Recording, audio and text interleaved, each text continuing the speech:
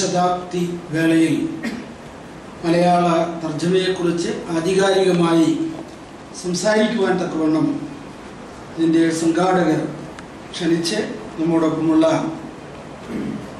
ഈ സെമിനാരിയിലെ പുതിയ നിയമ വേദ പുസ്തക വിഭാഗത്തിൻ്റെ പ്രധാന അധ്യാപകനായിട്ട് പ്രവർത്തിക്കുന്ന മുൻ Nagpur seminary principal father doctor Reji Mathews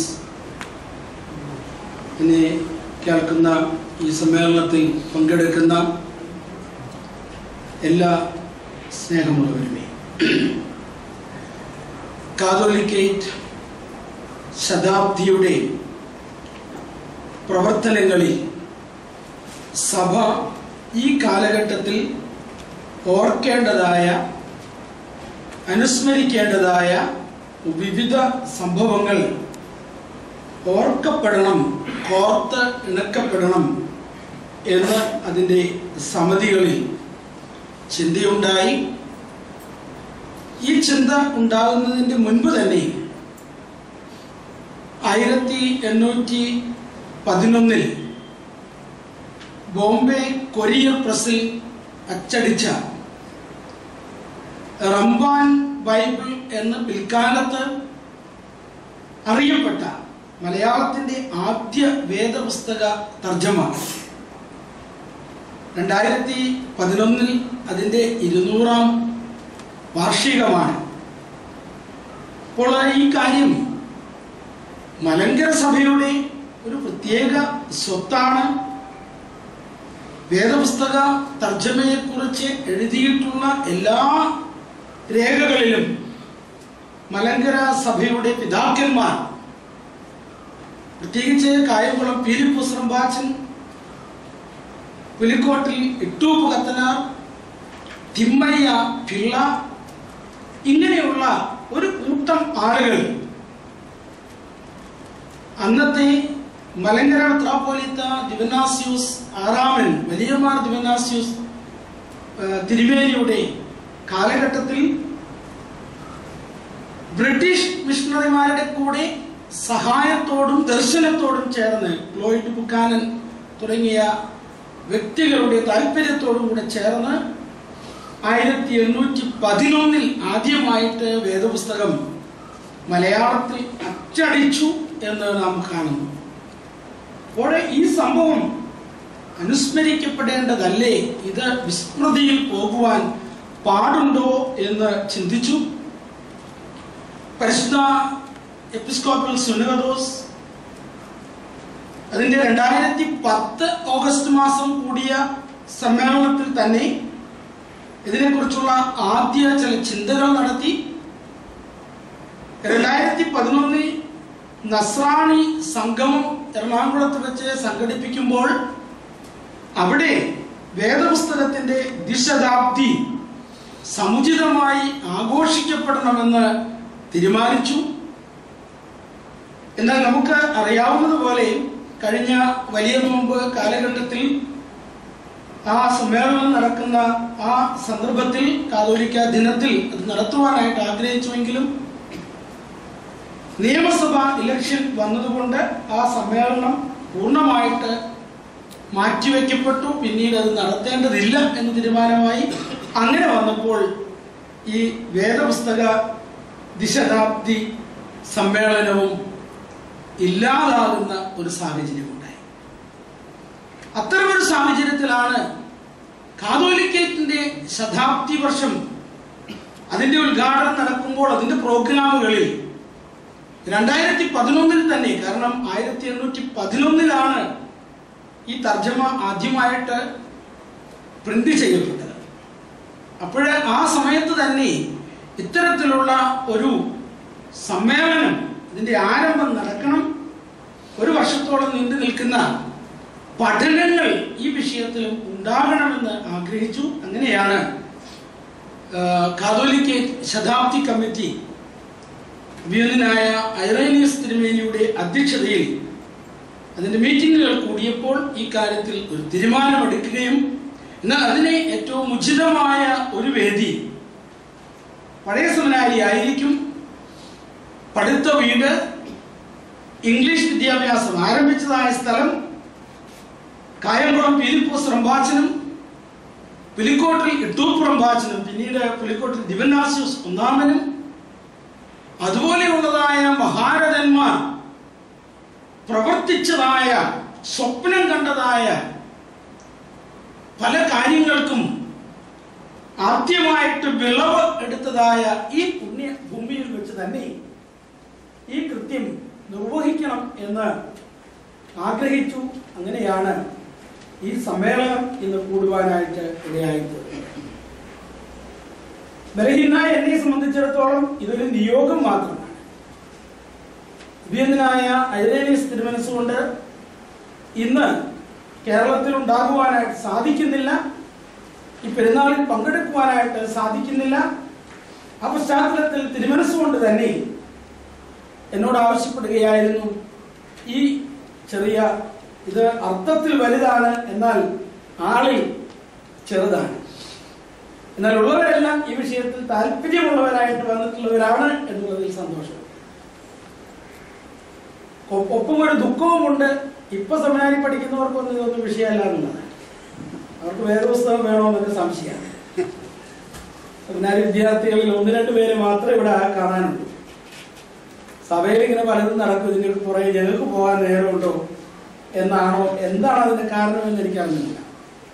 ഏതായിരുന്നാലും കുറെ ആളുകളെങ്കിലും ഇവിടെയുണ്ട്. പ്രത്യേകിച്ച് അടൂർ കടമ്പനാട് ഭദ്രാസനത്തിൽ നിന്ന്, അടൂരിൽ നിന്ന്, കണ്ണങ്കോട് പള്ളിയിൽ നിന്നും, കായംകുളത്ത് നിന്നും ഒക്കെ താല്പര്യമുള്ളതായ ആളുകൾ കടന്നു വന്നിട്ടുണ്ട് എന്ന് കാണുന്നതിൽ പ്രത്യേകം സന്തോഷമുണ്ട്. ഈ സമ്മേളനത്തിൽ കഴിഞ്ഞ ദിവസം സാറ് EK ജോൺ സാറ് എന്നെ കണ്ട് ഇതിലെ ചില കാര്യങ്ങളെ കുറിച്ച് സംസാരിക്കുകയുണ്ടായി. ഒരു തെറ്റിദ്ധാരണയുണ്ടോ എന്നൊക്കെ ഒരു ചിന്തയുണ്ടായി. ഞാൻ ആ വിഷയത്തിലേക്ക് ഇപ്പോൾ കടക്കുന്നില്ല. ബഹുമാനപ്പെട്ട റെജി മാത്യൂസ് അച്ഛന്റെ ടോക്ക് കഴിഞ്ഞതിന് ശേഷം നമുക്ക് ഒരു ചർച്ചയ്ക്ക് തീർച്ചയായിട്ടും അവസരമുണ്ട്. ചരിത്രം എല്ലായ്പ്പോഴും അതിന്റെ രേഖകൾ വെച്ച് പഠിക്കാവുന്നതാണ്. ചരിത്രത്തെ അതിന്റെ രേഖകളുള്ളപ്പോൾ ആർക്കും മാറ്റിമറിക്കാനായിട്ട് സാധിക്കും. അങ്ങനെയുള്ള ചരിത്ര പഠനങ്ങൾക്ക് എന്നും സാങ്കത്യമുണ്ട്. അപ്പോൾ ഈ ഒരു പശ്ചാത്തലമാണ് ഈ ഒരു സമ്മേളനത്തിന് ഉള്ളത്. ഞാൻ എടുത്ത് പറയുകയാണ്. ഇത് ഒന്നാമത് ഈ സമ്മേളനം ഇന്ന് ഇവിടെ വെച്ച് നടത്തുന്നതിന്റെ പ്രധാന കാരണം ഇത് മലങ്കര സഭയുടെ ഒരു അവകാശമാണ്. 6-ാം മാർത്തോമായെയാണ് അന്ന് ക്ലോയിഡ് ബുക്കാനാൻ ബന്ധപ്പെടുന്നത്. കാരണം അവരെ ഇങ്ങോട്ട് അയച്ചിരിക്കുന്നത് അതാണ് പ്രാദേശിക ഭാഷകളിൽ വേദപുസ്തകം ഉണ്ടാകണം എന്നുള്ള വലിയ ദർശനത്തോടു കൂടിയാണ്. അവരോട് വന്ന് കാര്യങ്ങളൊക്കെ ചോദിച്ചപ്പോൾ നമ്മുടെ പിതാക്കന്മാർ പറഞ്ഞു, ചരിത്രത്തിൽ അത് ലഭ്യമാണ്. തെക്ക് ഭാഗത്ത് കായംകുളം റമ്പാച്ചന്റെ ഒരു തർജ്ജമ, ഇത് അച്ചടിച്ചത് 811 ഉള്ളൂ. റമ്പാച്ചൻ അതിന്റെ എത്രയോ വർഷങ്ങൾക്ക് മുൻപ്, ഞാൻ മനസ്സിലാക്കുന്നത് ശരിയാണെങ്കിൽ 1807 റമ്പാച്ചന്റെ ഒരു പൂർണ്ണ തർജ്ജമ റമ്പാച്ചൻ ഉണ്ടാക്കിയിട്ടുണ്ട്. എന്നാൽ അത് അച്ചടിക്കപ്പെട്ടിട്ടില്ല. ഇതുപോലെ തന്നെ കേരളത്തിന്റെ പടിഞ്ഞാറ് വടക്ക് ഭാഗത്ത് ഒന്നാമത് നാം മനസ്സിലാക്കേണ്ടത്, നമുക്കന്ന് പെഷീത്ത ബൈബിളുണ്ട്. നമ്മുടെ എല്ലാ പിതാക്കന്മാരും ഈ വേദപുസ്തകം സുറിയാനി നന്നായി അറിയാവുന്നവരെല്ലാം സുവിശേഷ ഭാഗങ്ങൾ സുറിയാനിയിലോ മലയാളത്തിലേക്ക് വിവർത്തനം ചെയ്തോ വായിക്കാറുണ്ട്. പക്ഷെ അത് അച്ചടിച്ചതായിട്ട് നമ്മുടെ കയ്യിലില്ല. വടക്ക് ഉള്ള പഠിത്ത വീടുകളിൽ മലയാളത്തിലേക്ക് വേദപുസ്തകത്തിന്റെ സുവിശേഷ ഭാഗങ്ങളും സങ്കീർത്തന ഭാഗങ്ങളും അതുപോലെ തന്നെ ഒറേറ്റായുടെ പുസ്തകങ്ങളും ഒക്കെ പല ഭാഗങ്ങളായിട്ട് വിവർത്തനം ചെയ്ത് ഓലയിൽ എഴുതി സൂക്ഷിച്ചിട്ടുള്ളതായ രേഖകളുണ്ട്. അത് പഴഞ്ഞി മൽപ്പാൻ പള്ളിക്കൂടത്തിലെ, പാലയൂർ ചാട്ടുകുളങ്ങര പള്ളിയിൽ ഉണ്ടായിരുന്ന മൽപ്പാൻ പള്ളിക്കൂടത്തിലെ, ഇതെല്ലാം ഇവിടെയെല്ലാം അതിൻ്റെ കോപ്പികളുണ്ട്. എന്നാൽ ഇത് സംഘടിതമായി സമ്പൂർണമായി ഒന്നിച്ചു കൊണ്ടുവന്ന് പ്രസിദ്ധീകരിക്കുവാൻ കഴിഞ്ഞിട്ടില്ല. അപ്പോഴാണ് വിദേശ മിഷണറിമാരും കൂടെ വന്ന് സഹായിക്കാമെന്ന് പറഞ്ഞപ്പോൾ ഇത് ഒരു പദ്ധതിയായി ഏറ്റെടുക്കുകയുണ്ടായി. 6-ാം മാർത്തോമായും പുലിക്കോട്ടിൽ ഇട്ടൂപ്പ് കത്തനാരാണ് അന്ന്. അദ്ദേഹവും തെക്ക് നിന്ന് ഈ കാര്യത്തിൽ ഏറ്റവും അഗ്രഗണ്യമായി പ്രവർത്തിച്ചിട്ടുള്ള സമാരാധ്യനായ കായംകുളം പീലിപ്പോസ് റമ്പാച്ചനും ഇവർ രണ്ടുപേരും കൂടുന്നതിന് മറ്റൊരു കാരണം കൂടിയുണ്ട്. ഇതെല്ലാം ചരിത്രത്തിൽ വളരെ സുപഥിതമാണ്.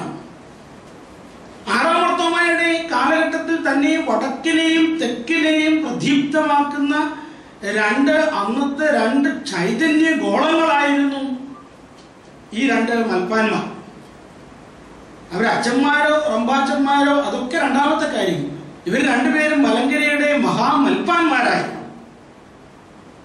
അപ്പോൾ ഈ മൽപ്പാന്മാർ പ്രത്യേകിച്ച് അന്നത്തെ കുടുംബവാഴ്ചയ്ക്ക് എതിരായിരുന്നു ഇവർ രണ്ടുപേരും.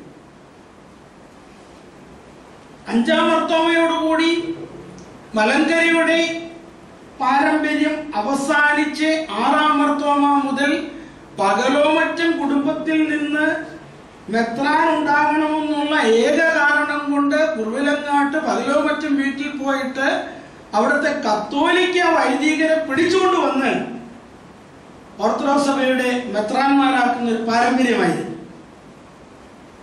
ഇങ്ങനെയുള്ള കുടുംബവാഴ്ചകൾക്കെതിരെ പ്രവർത്തിച്ച പിതാക്കന്മാരാണ്.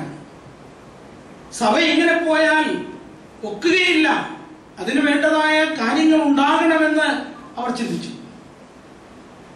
7-ാം മാർത്തോമായുടെ കാലത്ത് അതുകൊണ്ടാണ് കണ്ടനാട് പടിയോല എന്ന് പറയുന്ന ഒരു, ചിലപ്പോൾ എനിക്ക് ചരിത്രപരമായ എന്തെങ്കിലും തെറ്റുകളുണ്ടെങ്കിൽ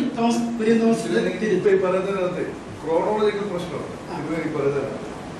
ഈ രണ്ട് നമ്മുടെ മെയിൻ വിഷയം അതല്ലെങ്കിൽ യൂട്യൂബ് ഫേസ്ബുക്ക് റബ്ബാനും പകലോമറ്റത്തിനെതിരായി വരുന്ന ഒരു സമയം എന്ന് പറയുന്നത് 8-ാം മാർത്തോമായുടെ കാലത്ത് 100% ഇദ്ദേഹത്തിന്റെ പ്രൈവറ്റ് സെക്രട്ടറി അഡ്വൈസറുമായിരുന്നു. 6-ാം മാർത്തോമായുടെ അഡ്വൈസറും ആയിരുന്നു ഫിലിപ്പോസ് റബ്ബാൻ.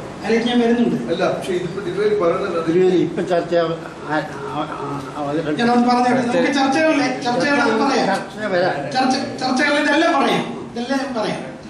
ഞാൻ അല്പം ഒന്ന് അങ്ങോട്ടും ഇങ്ങോട്ടും മാറി പറയുന്നുണ്ട്. ശരിയാണ്, അത് ഈ കണക്ഷന് വേണ്ടി പറഞ്ഞെന്നുള്ളതേ ഉള്ളൂ. 6-ാം മാർത്തോമയുടെ കാലത്ത് റമ്പാച്ചൻ സെക്രട്ടറി ആയിരുന്നു. ശരിയാണ്. 7-ാം മാർത്തോമ തെക്കും വടക്കുമുള്ള ഈ രണ്ട് പേരെ ഒന്നിപ്പിച്ച് പ്രവർത്തനങ്ങൾ നടത്തണമെന്ന് ഇവരെ രണ്ടുപേരെ രണ്ട് ഭാഗത്തേക്കുമുള്ള സെക്രട്ടറിമാരാക്കുന്നതായ ചരിത്രമുണ്ട്. ആ കാലഘട്ടത്തിന് ശേഷം ഇവിടെ ഈ ഒരു പശ്ചാത്തലത്തിലാണ് വേദപുസ്തകത്തിന് സുസംഘടിതമായ ഒരു തർജ്ജമ ഉണ്ടാകണമെന്നും അത് ഉണ്ടായാൽ അത് പ്രസിദ്ധീകരിക്കാമെന്ന് വിദേശ മിഷണറിമാർ വാക്കുകൊടുക്കുകയൊക്കെ ചെയ്യുന്നത്.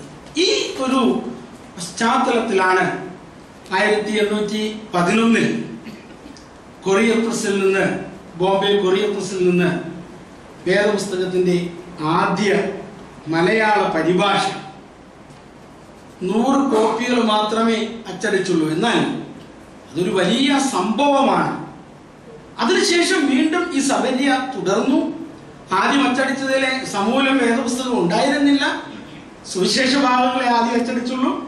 അത് കഴിഞ്ഞാണ് പിന്നീട് ബെയ്ലി ബൈബിൾ, അത് 1834 ആകുമ്പോഴേക്കുമാണ് അതിന്റെ പൂർണ്ണ രൂപത്തിൽ ഉണ്ടാകുന്നത്. ഇന്ന് നാം മനസ്സിലാക്കേണ്ടുന്ന ഒരു കാര്യം, എല്ലാ ബഹുമാനത്തോടും കൂടി പറയുകയാണ്, ബൈബിൾ സൊസൈറ്റി ഓഫ് ഇന്ത്യ പോലെയുള്ളതായ പ്രസ്ഥാനങ്ങൾക്കൊന്നും അവർക്കൊക്കെ ബെയ്ലി ബൈബിൾ മുതൽ തുടങ്ങിയാൽ മതി. അതുകൊണ്ട് അവരും ഉണ്ടാതിരിക്കുന്നത്. അപ്പോൾ ഇത് പറയേണ്ടത്, ഇത് സംസാരിക്കേണ്ടത് മലങ്കര സഭാംഗങ്ങളാണ്. ഇതിന്റെ ഒരു പ്രത്യേക പശ്ചാത്തലം നാം ഓർക്കണം. ആരെയും വേണ്ടി കുറ്റപ്പെടുത്തുവാനായിട്ട് പറയുകയല്ല. ഒരു പ്രമിയോൻ സദറ സുറിയാനിയിൽ നിന്ന് മലയാളത്തിലേക്ക് വിവർത്തനം ചെയ്ത് അച്ചടിച്ചില്ല, വിവർത്തനം ചെയ്ത് കുർബാന മധ്യേ ഉപയോഗിച്ചതിന്റെ 175-ാം വാർഷികം ഇവിടെ അതിഭയങ്കരമായിട്ട് ആഘോഷിക്കപ്പെട്ടു. അത് നവോത്ഥാനമാണ് കേരളത്തിനെ ഉണ്ടാക്കിയതെന്നൊക്കെ പറഞ്ഞു. അവിടെയാണ് നാം ഓർക്കേണ്ടുന്നത്. അതിൻ്റെയും ഒരു 25 വർഷം മുമ്പ് ഇവിടെ മലയാളത്തിൽ വേദപുസ്തകം തർജ്ജമ ചെയ്ത് അച്ചടിച്ചിട്ടുണ്ട്. അത് ഈ ആഘോഷം നടത്തിയവരുടെ പിതാക്കന്മാരല്ല എന്ന് അവർ സ്വയം തീരുമാനിച്ചത് കൊണ്ടാണ് അത് അവർ ആഘോഷിക്കാതിരുന്നത്. മറിച്ച് അത് ആഘോഷിക്കാനുള്ള ഉത്തരവാദിത്വം മലങ്കര സഭയ്ക്കുണ്ട്. നമ്മളത് മറന്നു പോകരുത്. അതിനുവേണ്ടിയാണ് ഈ ഒരു മുറവിളി ഉണ്ടായത്. ഇവിടെ വിഭാഗീയതകൾക്കോ ഒന്നും സ്ഥാനമില്ല.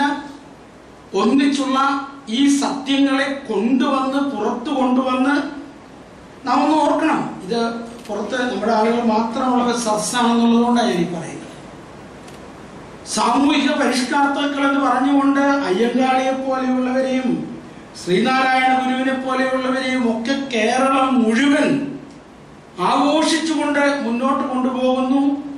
ആ സമയത്ത് മലങ്കര സഭയുടെ മക്കൾ എന്നുള്ള ഒറ്റ കാരണം കൊണ്ട് പുലിക്കോട്ടിൽ ഒന്നാമൻ തിരുമേനിയും കായംകുളം റമ്പാച്ചനും അതുപോലെ തന്നെ കേരളം കണ്ട ഏറ്റവും വലിയ ചരിത്ര പരിഷ്കർത്താവായ പുലിക്കോട്ടിൽ ദിവനാസ്യോസ് രണ്ടാമൻ തിരുമേനിയും എന്തിനേറെ പരിശുദ്ധ പരിമല തിരുമേനിയും പരിശുദ്ധ വട്ടശ്ശേരി തിരുമേനിയും പോലും കേരളത്തിന്റെ സാമൂഹിക സാംസ്കാരിക പരിഷ്കർത്താക്കൾ എന്ന് പറയുവാൻ ആധുനിക കേരളം മടിക്കുന്നു. കാരണം അവരെ ഈ ഒരു സമൂഹത്തിന്റെ, ഒരു സമുദായത്തിന്റെ, ഒരു സഭയുടെ അംഗങ്ങളായി പോയത് കൊണ്ടാണോ എന്ന് നാം ചോദിക്കേണ്ടിയിരിക്കുന്നു. ഇതൊരു സത്യമല്ലേ? ശ്രീനാരായണ ഗുരുവിനോ ശ്രീ അയ്യങ്കാളിക്കോ ഒന്നും കിട്ടുന്നതായ പ്രാധാന്യം മലങ്കരയ്ക്ക് വേണ്ടി മലങ്കര മെത്രാപ്പൊലീത്ത തുടങ്ങിയ പത്രക്കാരൻ പോലും കൊടുക്കുന്നില്ല എന്നുള്ള ഒരു ദുസ്ഥിതിയിലാണ് ഇന്ന് നമ്മൾ നിൽക്കുന്നത്. അതുകൊണ്ട് സത്യം സത്യമാകാതിരിക്കുന്നില്ല. കേരള ചരിത്രം പഠിക്കുന്നവർക്കറിയാം ഈ പഠിത്ത വീടിന്റെ പ്രാധാന്യം എന്താണ്, അന്നിവിടെ നടന്നതായ കാര്യങ്ങൾ എന്താണ്, ആ പിതാക്കന്മാരുടെ ദർശനങ്ങൾ എന്താണ്. ഇതെല്ലാം വളരെ വ്യക്തമായിട്ട് അറിയാം, ചരിത്രത്തിലുണ്ട്. അത് പുറത്തു കൊണ്ടുവരുവാനുള്ള ആ കർത്തവ്യത്തിൽ, ഉത്തരവാദിത്വത്തിൽ ഒന്നിച്ച് നിൽക്കുവാൻ നമുക്ക് ഇടയാകണം. ഇന്ന് നാം സ്മരിക്കുന്ന പുലിക്കോട്ടിൽ ഒന്നാമൻ തിരുമേനി ദിവംഗതനായ ഭാഗ്യസ്മരണാർഹനായ കായംകുളം ഫിലിപ്പോസ് റമ്പാച്ചന്റെ നിര്യാണത്തിൽ അനുശോചിച്ചുകൊണ്ട് 10 ഖണ്ഡികയുള്ള ഒരു വിലാപ കാവ്യം അന്നത്തെ കൽദായ സുറിയാനി ഭാഷയിൽ, ഈസ്റ്റ് സിറിയൻ ലാംഗ്വേജിൽ രചിച്ചിട്ടുണ്ട്. അത് കണ്ടെടുക്കപ്പെട്ടിട്ടുണ്ട്. അതിന്റെ വിവർത്തനം ഇന്ന് പ്രസിദ്ധീകരിച്ച പുലിക്കോട്ടിൽ ഒന്നാമൻ തിരുമേനിയുടെ ജീവചരിത്രത്തിൽ അനുബന്ധമായിട്ട് കൊടുത്തിട്ടുണ്ട്. അതിന്റെ ഒരു ഭാഗം മാത്രം ഞാനൊന്ന് വായിക്കുകയാണ്. അതിന്റെ ഒരു കുറിപ്പ് മാത്രം ഒന്ന് വായിക്കുകയാണ്. മാർത്തോമ 6-ാമൻ, 7-ാമൻ, 8-ാമൻ എന്നിവരുടെ ഉപദേശകൻ, 1811 മലയാളം ബൈബിൾ വിവർത്തനം, കണ്ടനാട് പടിയോലയുടെ ശില്പി, പഴഞ്ഞി, മുളന്തുരുത്തി, കുറുപ്പംപടി പള്ളികളിൽ പ്രവർത്തിച്ചിരുന്ന മൽപ്പാൻ പാഠശാലകളിലെ അധ്യാപകൻ എന്നിങ്ങനെ നിരവധി കൂട്ടായ പ്രവർത്തനങ്ങളിൽ സഹായിയായിരുന്ന കായംകുളം ഫിലിപ്പോസ് റമ്പാൻ 1811 തുലാമാസം 28 നിര്യാതനായപ്പോൾ മേൽ പ്രവർത്തനങ്ങളിൽ സഹപ്രവർത്തകനായിരുന്ന കുന്നംകുളം പുലിക്കോട്ടിൽ ഇട്ടൂപ്പ് റമ്പാൻ, പിൽക്കാലത്ത് കോട്ടയം പഴയ സെമിനാരി സ്ഥാപകൻ പുലിക്കോട്ടിൽ ജോസഫ് ദിവനാസ്യോസ് പ്രഥമൻ, മലങ്കര മെത്രാപ്പൊലീത്ത കൂക്കോയോ രാഗത്തിൽ രചിച്ച ഈ വിലാപ ഗാനം ഫാദർ ഡോക്ടർ ജോസഫ് ചീരൻ കണ്ടെടുത്ത് തർജ്ജമ ചെയ്ത് പ്രസിദ്ധീകരിച്ചിരിക്കുന്നു. തർജ്ജമയ്ക്ക് സഹായിച്ചത് ഡോക്ടർ അപ്രേം തിരുമേനിയാണ്. തൃശ്ശൂർ കൽദായ സഭയിലെ മെത്രാപ്പൊലീത്ത അപ്രേം തിരുമേനിയാണ്. ഈ രേഖ കണ്ടുകിട്ടിയിട്ട് അച്ഛനും ഞാനും കൂടിയാണ് അപ്രേം തിരുമേനിയുടെ അടുത്ത് ചെന്ന് ഇത് കൂടുതൽ പഠിച്ചപ്പോഴാണ് ഇത് ഇന്നതാണ്. ദൈവത്തിന്റെ വലിയ നാമത്തിന് മഹത്വം ഉണ്ടാവട്ടെ. മലങ്കര സഭയുടെ കാതോലിക്കേറ്റിന്റെ ശതാബ്ദി ആഘോഷ കമ്മിറ്റിയുടെ ചുമതലക്കാരനായി ഈ യോഗത്തിന്റെ അധ്യക്ഷത വഹിക്കുന്ന അഹമ്മദാബാദ് ഭദ്രാസന അധിപൻ അഭിനന്ദ ഡോക്ടർ ഗീവർഗീസ് മാർ യൂലിയോസ് മെത്രാപ്പൊലീത്ത തിരുമേനി, ശതാബ്ദി കമ്മിറ്റിയുടെ ചുക്കാൻ പിടിക്കുന്ന ശ്രീമാൻ ജോസ് പുളിയേൽ, സ്നേഹിതരായ സഹവൈദികരെ, സഹോദരി സഹോദരങ്ങളെ, ഇവിടെ പരിശുദ്ധ ബാബ തിരുമേനിയും യൂലിയോസ് തിരുമേനിയും ഒക്കെ കൽപ്പിച്ചതുപോലെ മലങ്കര സഭയുടെ നിർണായകമായ ഒരു കാലഘട്ടത്തെ വീണ്ടും അനുസ്മരിക്കുവാൻ തക്കവണ്ണം സംഘടിക്കപ്പെട്ടതാണല്ലോ ഈ മീറ്റിംഗ് എന്ന് പറയുന്നത്. ഇന്നത്തെ തീയതിയും വളരെ പ്രസക്തമായ ഒരു തീയതിയാണ്. നവംബർ മാസം എന്ന് പറയുന്നത് ആധുനിക മലങ്കര സഭാ ചരിത്രത്തിൽ നിർണായകമായ സ്വാധീനം ചെലുത്തിയിട്ടുള്ള പിതാക്കന്മാരുടെ ഓർമ്മകളുടെ ഒരു ശൃംഖലയുള്ള മാസമാണ്. ഞാൻ 3-4 വർഷങ്ങൾക്ക് മുമ്പ് ചർച്ച് വീക്കിലിൽ ദ നവംബർ സെയിൻസ് എന്ന് പറഞ്ഞുകൊണ്ട് ഒരു ആർട്ടിക്കിൾ തന്നെ എഴുതിയിരുന്നു.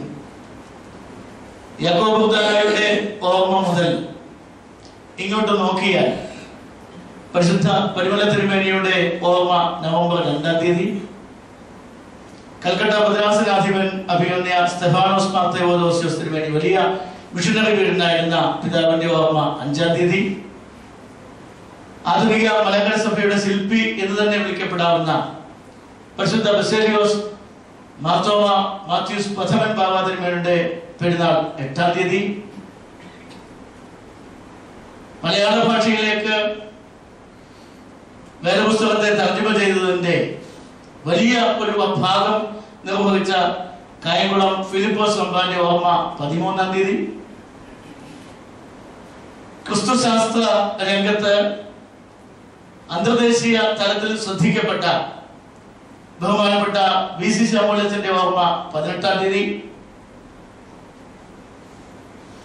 ഇന്ന് നാം വിശുദ്ധ കുർബാന ചൊല്ലി ഓർത്തതുപോലെ മാർ ദിവനാസിയോസ് 2-ാമൻ എന്നറിയപ്പെട്ടിരുന്ന പുലിക്കോട്ടിൽ ജോസഫ് മാർ ദിവനാസിയോസ് 1-ാമൻ തിരുമേനിയുടെയും ഈ സഭയെ ലോകത്തിന് മുഴുവൻ പരിചയപ്പെടുത്തി കൊടുത്ത ഡോക്ടർ പൗലൂസ് മാർ ഗ്രിഗോറിയോസ് തിരുമേനിയുടെയും ഓർമ്മ 24-ാം തീയതി. അങ്ങനെ ദീർഘമായ ഒരു ലിസ്റ്റ് തന്നെ നമുക്ക് പറയുവാൻ സാധിക്കും. വൈദിക സെമിനാരി വൈസ് പ്രിൻസിപ്പൽ ആയിരുന്ന KM അലക്സാണ്ടറസിനെ ഞാൻ വിസ്മരിക്കുന്നില്ല. 18-ാം തീയതി ആയിരുന്നു അദ്ദേഹത്തിന്റെ ഓർമ്മ. അങ്കമാൻ ആലുവ തൃക്കുന്നൂർ സെമിനാരിയിൽ കവറടങ്ങിയിരിക്കുന്ന 2 പിതാക്കന്മാരുടെ ഓർമ്മ നവംബർ മാസമാണ്. അപ്പൊ ചുരുക്കത്തിൽ നവംബർ മാസം എന്ന് പറയുന്നത് മലങ്കര സഭയുടെ പിതാക്കന്മാരെ പ്രത്യേകിച്ച് ഓർക്കുന്ന മാസങ്ങളിൽ മുൻപന്തിയിൽ നിൽക്കുന്നു. 23, 24 എന്ന് പറയുന്ന തീയതികൾ പുലിക്കോട്ടിൽ ജോസഫ് ദിവനാസിയോസ് 1-ാമൻ തിരുമേനിയുടെ ഓർമ്മ കൊണ്ട് മാത്രമല്ല ഇന്ന് നമുക്ക് അർത്ഥവത്തായിരിക്കുന്നു. 1796 കൽക്കട്ടയിലെത്തിയ ക്ലോഡിയസ് ബുക്കാനൻ CMS മിഷണറി ആയിരുന്ന കൽക്കട്ട ഫോർട്ട് വില്യംസ് കോളേജിന്റെ പ്രൊവോസ്റ്റ് പ്രിൻസിപ്പൽ എന്നും വൈസ് പ്രിൻസിപ്പൽ എന്നും ഒക്കെ പല ലേഖനങ്ങളിലുണ്ട്. 10 വർഷങ്ങൾക്ക് ശേഷം 1806 നവംബർ മാസം 23-ാം തീയതിയാണ് കണ്ടനാട് വന്ന് വലിയ മാർ ദിവനാസിയോസ് തിരുമേനിയുമായി ചർച്ചയ്ക്ക് ഏർപ്പെടുന്നത്.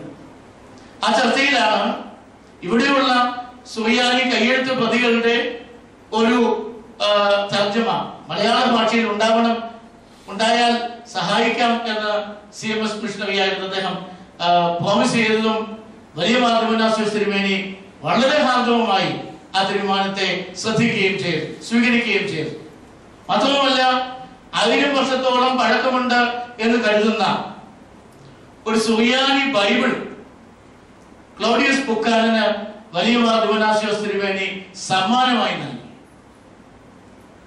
അത് മലയാളത്തിലേക്ക് തർജ്ജമ ചെയ്യാൻ വേണ്ടി താൽക്കാലികമായി കൊടുത്തതാണ് എന്ന് ഒരു പക്ഷം പറയുന്നുണ്ട്. അതല്ല, ബുക്കാനൻ സാഹിബിന് എന്നേക്കുമായി സമ്മാനമായി നൽകിയതാണ് എന്ന് മറ്റൊരു ഭാഷ്യവും. എന്തായിരുന്നാലും നവംബർ മാസം 23-ാം തീയതി 1806 ആണ് ഈ ഒരു വലിയ സംഭവം നടന്നത്. അപ്പൊ അതിന്റെ കൂടെ ഓർമ്മയാണ് ഇന്നലെയും ഇന്നും ഒക്കെ നമ്മൾ ഓർക്കേണ്ടത്, പ്രത്യേകിച്ചും ഈ ഒരു വിഷയത്തിന്റെ പശ്ചാത്തലത്തിൽ. ഞാൻ ഒരു ചരിത്രകാരനൊന്നുമല്ല, വളരെ സന്ദർഭവശാൽ ഈ വിഷയത്തിലേക്ക് വന്നു വീണ ഒരാള് എന്ന് മാത്രമേ ഉള്ളൂ.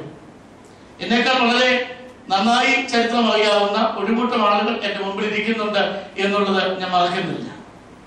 ബഹുമാനപ്പെട്ട ജോൺ സേബാസ്റ്റ്യൻ സുറിയാനി ഭാഷയിലെ വലിയ പണ്ഡിതനും സുറിയാനി കൈയെഴുത്ത് പ്രതികൾ സൂക്ഷ്മമായി പരിശോധിച്ചിട്ടുള്ള ആളുമാണ്. ഡോക്ടർ കുര്യൻ തോമസ് ആധുനിക മലങ്കര സഭയുടെ ചരിത്രത്തിന്റെ ഇരുത്തം വന്ന ഒരു ആധികാരിക ഗ്രന്ഥകാരനാണ് ആണ്. ബഹുമാനപ്പെട്ട ജോസ് ജോണസൻ വൈദിക സെമിനാരി വിദ്യാർത്ഥികളെ ചരിത്രം പഠിപ്പിക്കുന്ന അധ്യാപകനാണ്.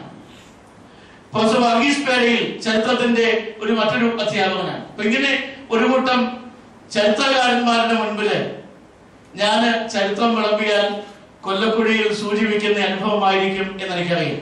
അതുകൊണ്ട് അതിനായി ഞാൻ ഉൾപ്പെടുന്നില്ല. ഞാനൊരു വേദപുസ്തക വിദ്യാർത്ഥിയാണ്.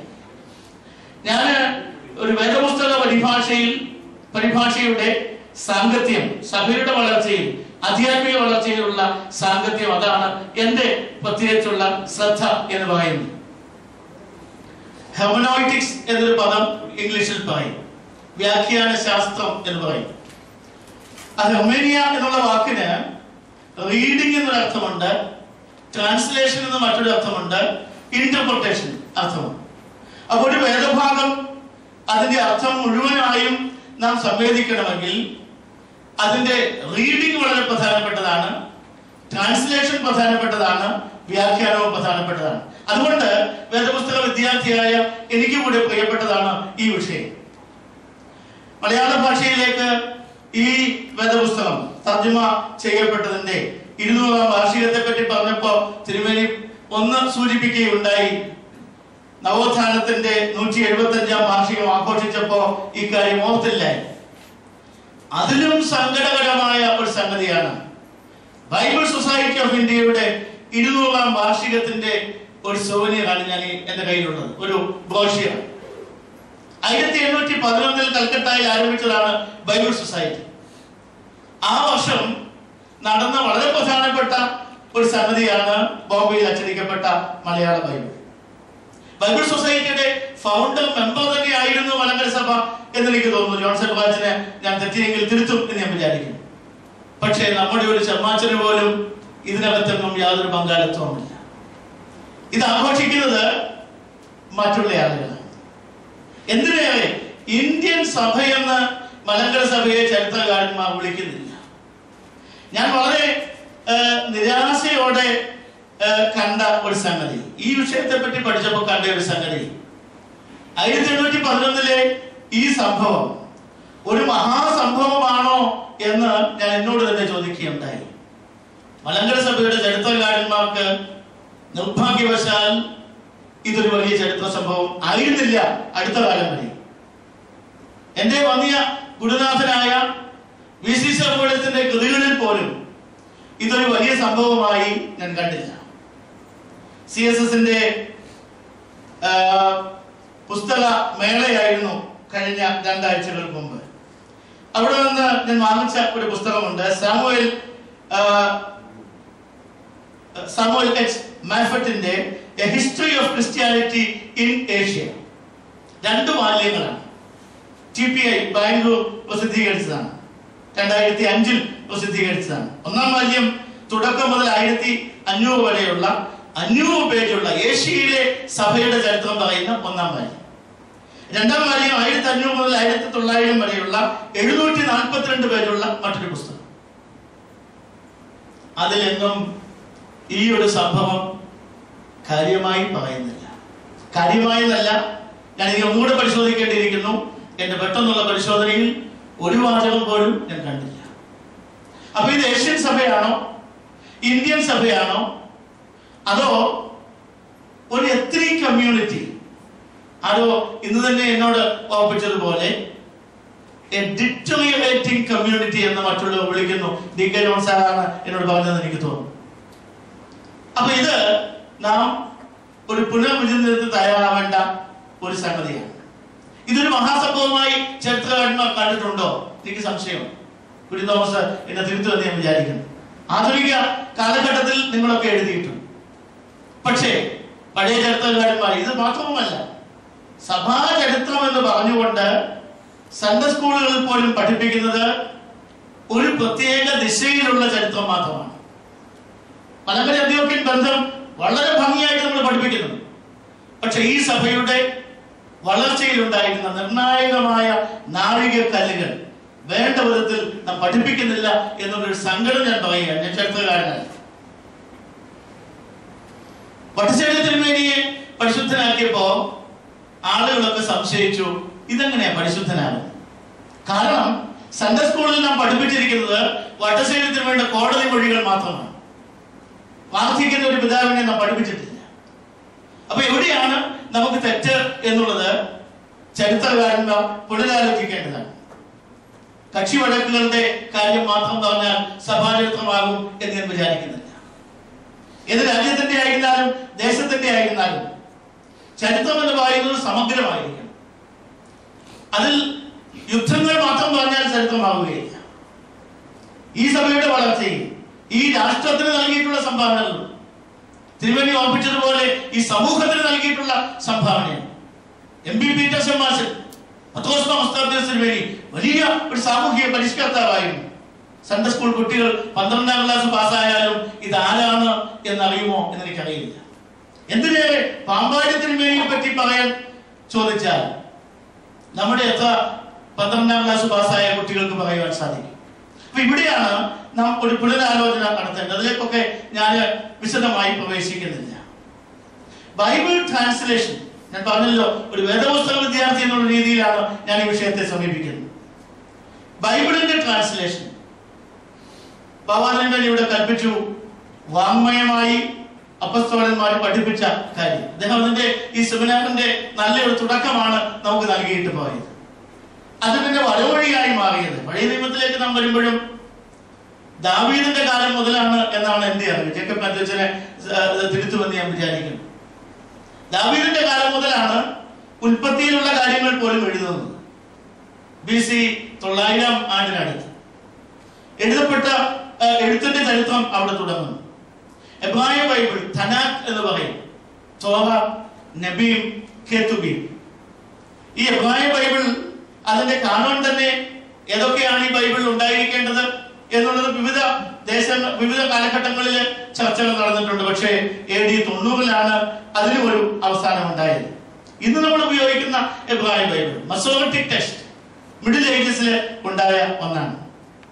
ഈ എബ്രായ ബൈബിളിന്റെ വളരെ ആധികാരികമായ ഈ പ്രസന്റേഷനെ നമുക്ക് ഒരിക്കൽ കൂടി എല്ലാവർക്കും ചേർന്ന്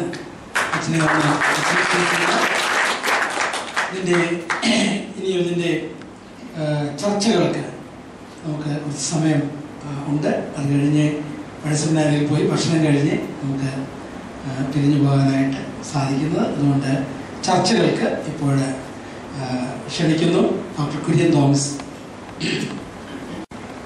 ബഹുമാനപ്പെട്ട വേദിയിലെ പ്രിയ സുഹൃത്തുക്കളെ,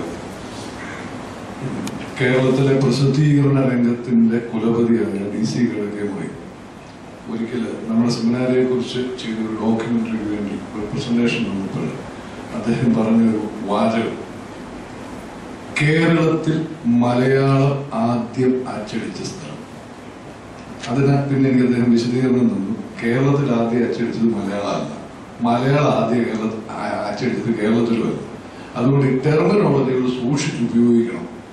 ഞാൻ പറയാൻ കാര്യം, ഇന്നത്തെ ഈ സെമിനാറിന്റെ പേര് തന്നെ തെറ്റാണ്. ഇത് അച്ചടിച്ച മലയാളം ബൈബിളിന്റെ 200ാം വാർഷികം, മലയാള പരിഭാഷയുടെ 200ാം വാർഷികം അല്ല.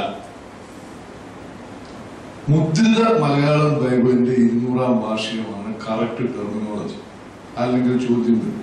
ഇപ്പോഴ് രചയിച്ചൻ പറഞ്ഞ വാഗ്നറുടെ പുസ്തകം ഇറങ്ങുന്ന എനിക്ക് തോന്നുന്നു 1969.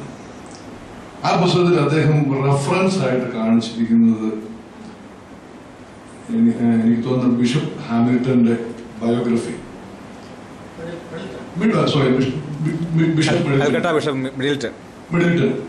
മിഡിൽട്ടൺ കേരളത്തിൽ വന്നിട്ടില്ല. അദ്ദേഹത്തിന്റെ ബയോഗ്രഫറും കേരളത്തിൽ വന്നിട്ടില്ല. ആരുടെയോ കേട്ടുകേഴ്വിയുടെ അടിസ്ഥാനത്തിൽ അല്ല, അത് ബുക്കാനന്റെ ബൈബിൾ ബുക്കാനൻ എഴുതിയിരിക്കുന്ന ഞാൻ പറയട്ടെ.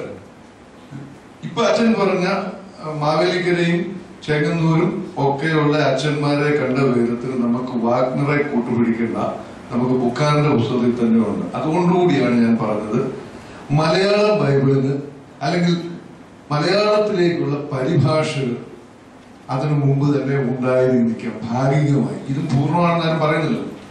രണ്ടാമതൊരു കാര്യം, നമ്മൾ ഇപ്പോഴും ഒരു മിഥ്യാധാരണ കിടന്നാ കറങ്ങുന്നത്.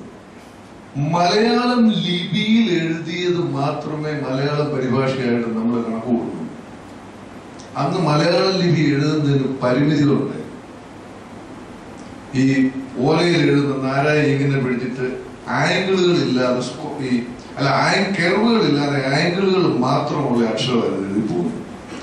അന്ന് അതിനേക്കാൾ വളരെ എളുപ്പത്തിൽ എഴുതാവുന്ന ഒരു സാധനം ഉണ്ടായിരുന്നു, സുറിയാനി സ്ക്രിപ്റ്റിൽ മലയാളം എഴുതുക, ഗർഷൂനി. ഈ അടുത്ത സമയത്ത് കോനാട്ടത്തിന് എന്നോട് പറഞ്ഞതനുസരിച്ച് ഈ കാലഘട്ടത്തിൽ സമകാലികനായ അബ്രഹാം മൽപ്പാൻ ഒന്നാണ് അന്നത്തെ ഞായറാഴ്ചകളുടെ ഏവൻഗേലിയോനുകളുടെ പ്രസംഗക്കുറിപ്പുകളും മുഴുവൻ, ആണ്ടടക്കമുള്ള പ്രസംഗക്കുറിപ്പുകൾ മുഴുവൻ തയ്യാറാക്കി വെച്ചിട്ടുണ്ട് ഗർഷൂനിൽ. അതിനെ മലയാള പരിഭാഷയല്ല എന്ന് നമുക്ക് പറയാൻ പറ്റൂ. രണ്ട്, ഈ ചില സ്വാർത്ഥ താല്പര്യങ്ങൾക്ക് വേണ്ടി നസ്രാണിയുടേതായ ഉണ്ടായ ഒരു ചരിത്രം, ഒത്തന്റിക് ആയിട്ടുള്ള ഒരു ചരിത്രം, തെളിയിക്കാൻ പറ്റുന്നൊരു കുറെ ഭാഗങ്ങൾ അറ്റ്ലീസ്റ്റ് ബുക്കാനം വരുന്നത് തെളിയിക്കാൻ പറ്റുന്ന ചരിത്രത്തിനെ തമസ്കരിച്ചു. ഞാൻ പറയുന്നത് നരണം ഗ്രന്ഥവലിയെ കുറിച്ച്. നരണം ഗ്രന്ഥവലിയിൽ ഒറ്റ ഭാഗം മാത്രം എടുക്കാൻ പ്രീ ലെജൻസ് എഴുതിയിരിക്കുന്ന പിന്നെ കാലത്ത് എഴുതിയതൊന്നും ഞാൻ കണക്ക് കൂട്ടുന്നു. ബുക്കാനന്റെ ഡയറിയിൽ ഒരു വെസ്റ്റേൺ സ്കോളർ വെസ്റ്റേൺ മെത്തഡോളജിയിൽ എഴുതിയ ഡേറ്റുകൾ ഇതിനകത്ത് ഇവർ തമ്മിൽ കണ്ടതും മെക്കാളെ വന്നതും കാര്യം എഴുതിയിരിക്കുന്നതും തീയതികൾ ഒന്ന് മലയാളം കണക്കിലോ ഒന്ന് ഇംഗ്ലീഷ് കണക്കിലോ വന്നുള്ളൂ. ഒരു വ്യത്യാസവും ഇല്ലെന്ന് വറീസ് ജോൺ വളരെ വിശദമായി പഠിച്ച് വർഷങ്ങൾക്ക് മുമ്പ് എഴുതിയിട്ടുണ്ട്. ആ പുസ്തകത്തിലെ ഒരു പരാമർശനവും പരിഗണിക്കുന്നില്ല. അതിനകത്ത് കൃത്യമായി എന്ന് കണ്ടനാട്ട് വെച്ച് തീയതി ഞാൻ ഓർക്കുന്നില്ല തുടങ്ങി ആരൊക്കെയാണ് അതിൽ പങ്കെടുത്തത് എന്ന് വളരെ വ്യക്തമായിട്ട് പറയുന്നു. ഇതിനെക്കുറിച്ച് ഒരു പരാമർശവും ആരും നടത്തുന്നില്ല. മൂന്നാമത് ഒരു കാര്യം കൂടി എനിക്ക് പറയാനുണ്ട്. ഈ ഒരു കാലഘട്ടത്തിൽ ഞാൻ എത്ര കഴിവുള്ളവനാണെങ്കിലും ഇതിന്റെ ഉത്തരവാദിത്തപ്പെട്ട ആളുകൾക്ക് എന്നോട് ശത്രുതയുണ്ടെങ്കിൽ എന്നെ ഒരു കാരണവശാലും ഇത്തരം കാര്യങ്ങൾക്ക് വിളിക്കത്തില്ല.